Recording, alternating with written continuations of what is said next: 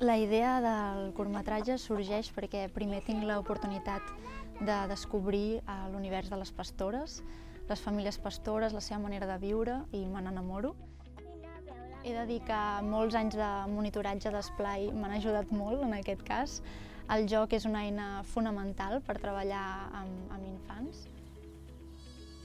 Com ser una càmera transparent, però alhora també t'interessa poder dir alguna cosa o proposar alguna indicació per desbloquejar alguna escena o fer-la més interessant. Tot això és aquest equilibri que has d'anar provant, com estar allà sense voler-hi ser.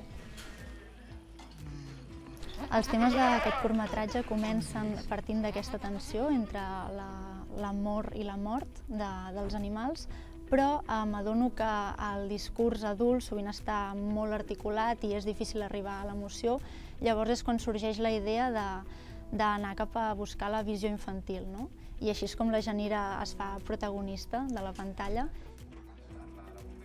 De part de tot l'equip d'Animal Salvatge, agrair moltíssim aquesta nominació, és un regalàs, i convidar a tots els acadèmics que encara no ho hagin fet a veure el curt Animal Salvatge, a la plataforma Veo Gaudir, o a les projeccions que es faran arreu del territori.